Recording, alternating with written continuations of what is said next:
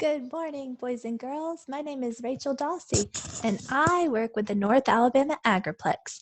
Happy Earth Day! I'm so sorry that we didn't get to all be together for Earth Day this year at the primary school to celebrate, but I wanted to share some of the wildflowers that you would have seen in the primary school. So today I have some videos and I have some pictures to share with you to teach you a little bit about wildflowers. So let's try to see if we can get these pictures and videos to work. So first, let's start with a video that comes from the Great Smoky Mountains, which is a park in Tennessee that has lots of wildflowers. So here's the video of the Great Smoky Mountains National Park and their wildflowers.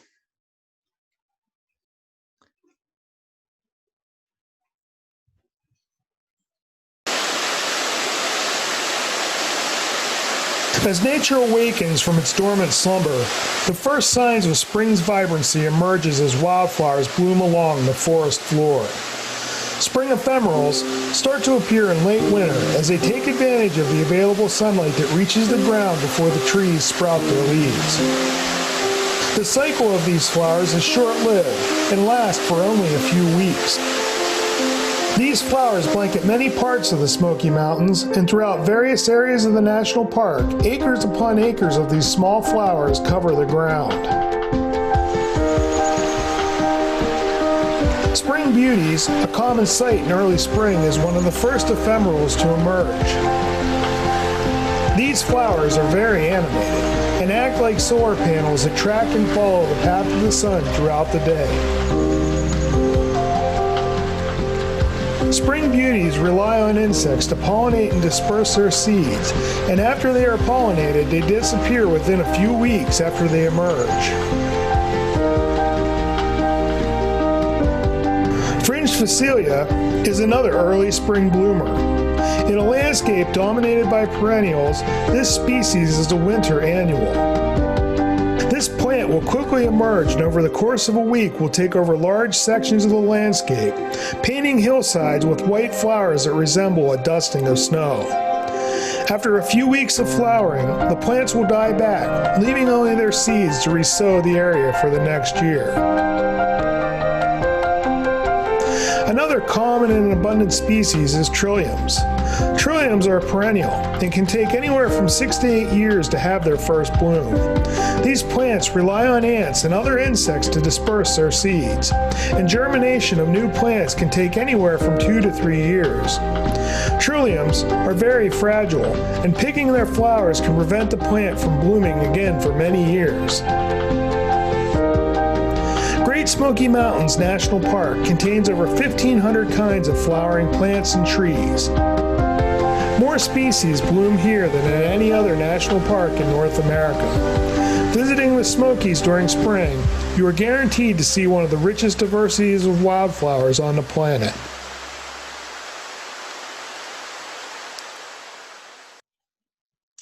That was exciting, wasn't it, to see all the different wildflowers blooming at the Smoky Mountains? Now, we're going to see some of the wildflowers that are blooming in the outdoor classroom and also at Sportsman's Lake that has a great wildflower garden in it if you're not able to go up to the outdoor classroom. So what is a wildflower? A wildflower is a plant that's blooming out in the woods or out in nature without people planting it. A native plant means a plant that was here long before man, was growing just fine without somebody coming and planting it. So let's think about a rose. Is a rose a native wildflower? No, roses are things that we might plant in our yard. Now, how about a dandelion? Is it a native wildflower? Well, it's growing on its own, right? People didn't go and plant them, but they're what we call a naturalized or established plant because it came from Europe originally and came here, and you've seen it when you blow those seeds, they grow all over the place. So it's not a native plant, but it's one that does grow on its own. Now, why do we want to grow wildflowers? One, they're easy to grow. They attract native pollinators. Can you think of a pollinator? maybe a butterfly or a bee or even a wasp. These wildflowers, they will grow in hot, dry conditions, or they'll grow even in our wet conditions and sometimes our really cold conditions. You don't have to go out and water these with a hose. Once they get established, they'll grow well. You don't have to fertilize them. They're just easy to grow and they're beautiful. And we plant them so that kids such as yourself can learn about the wildflowers. They grow in the shade, so these are not full sun plants like tomatoes or peppers. They grow in moist woodland soils. Does that sound like the outdoor classroom at the primary school? And many are ephemerals. That's their big word for today. Did you hear them say ephemerals in the video? That means something that comes for a very short amount of time, so they don't bloom for a long time. This one we saw, wild geranium in the video. This one's a hepatica, lots of different ones. This is one of my favorites. It has a lot of different names. Do sometimes you have nicknames? This one can be called trout lily because it looks like a trout on its leaves. It's speckled like you would see a fish underwater. It can be called 1,000-year plant because it takes so long for it to grow. Maybe a yellow adder's tongue because it can look like a snake's tongue. I don't necessarily see that one, but somebody did. Do you remember the spring beauty in the video that was moving from side to side, following the sun? That's what this is. And it can have this was a little chart that says it had 56, like over 70 different bugs visiting it. So lots of different pollinators are visiting these spring flowers. Look at this spring beauty. It's also called a fairy spud. Do you see that tiny little brown potato-like thing? That's because these look like potatoes, the roots, if you dug them up, that a fairy could eat. So also known as fairy spud, but it has a long root under there, doesn't it? Trillium, that was in the video, and you can see it has how many leaves?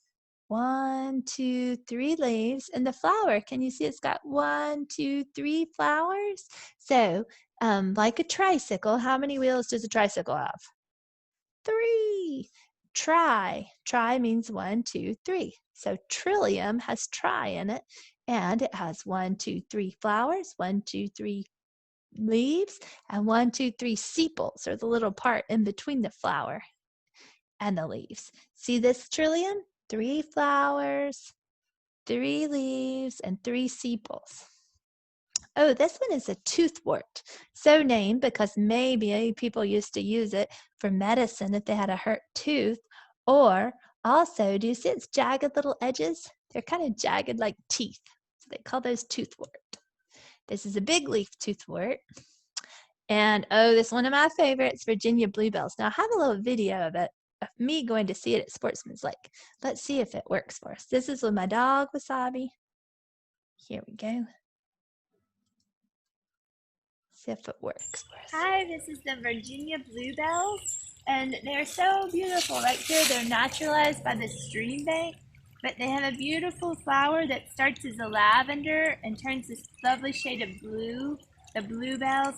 They're mostly pollinated by bumblebees. They're such long flowers, they're hard to pollinate. When they start coming up, they look like lettuce, and then they will group together and become these beautiful flowers. They are spring ephemerals. They don't last for long, but they're beautiful.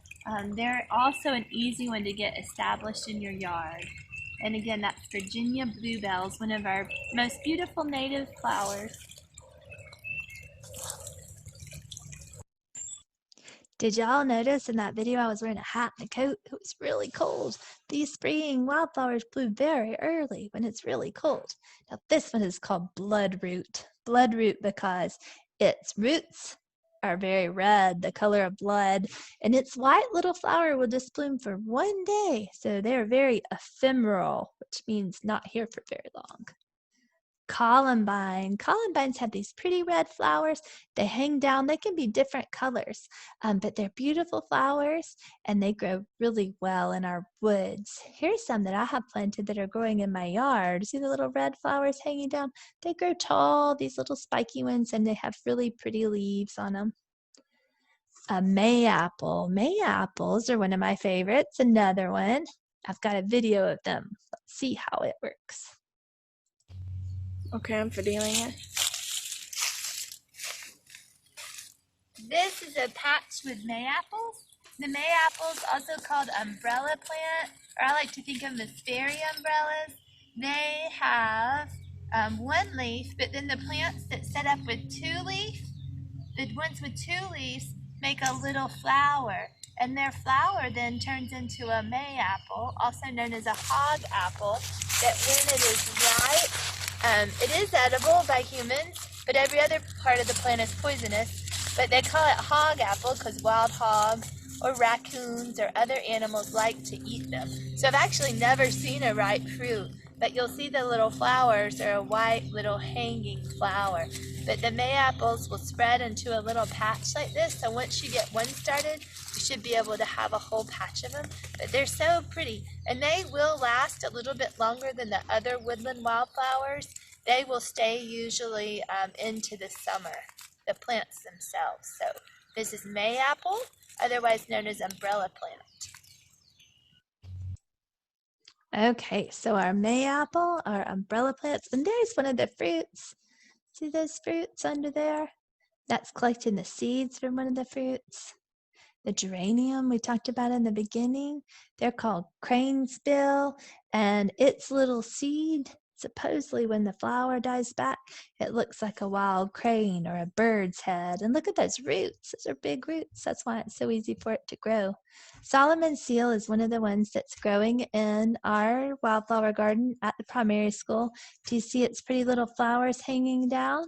That's Solomon seal. And I have another video of the blue phlox. Let's see if this one works at Sportsman's Lake. This is the blue phlox. Phlox, the name phlox means flame because it looks like the blue part of the flame, the hottest part of the flame. They're beautiful flowers, and they will last for a while. So they're really nice spring ephemeral to get planted in your yard. They're a little bit taller, you can see, over a foot high, and that is the blue phlox.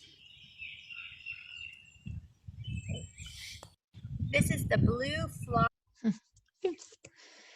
And ferns also grow in the woods. These you can see when they're just starting to unfurl. They're called fiddleheads like that, and they're so pretty. They open up into a green fern, and those will stay green all summer long, and they're really nice to accompany the wildflowers.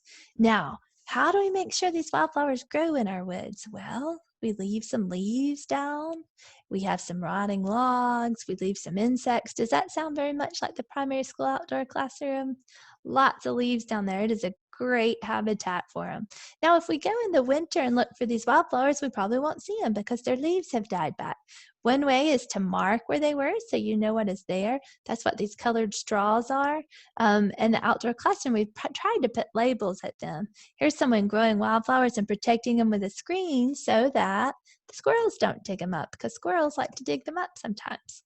Now, this is a little tree or a shrub that grows a buckeye, and it has wildflowers on it that the hummingbirds like to eat. So lots of different wildflowers out there growing in the outdoor classroom. So I hope you learned a little bit about wildflowers, and I have an assignment for you today if you choose to accept it. So I want you to get your own paper, pencil, crayons, and to design a wildflower. Now this wildflower you can make be anything you want to, something that would grow in the woods. You can give it a name, you can draw it and label its parts. So it's going to probably need leaves. It's going to need some flowers. So you can decide how would you want that flower to look. And does it grow in the shade? Does it grow in the sunshine? Who visits that plant? What are its pollinators? Is it pollinated by butterflies or beetles or flies? Hummingbirds? So you design your own wildflower today and name it. Make sure you give a name to this wildflower and tell all about it in your illustration. You guys have a very happy Earth Day, and I hope you get to get outside today and enjoy the beauty of nature. Thank you. Bye.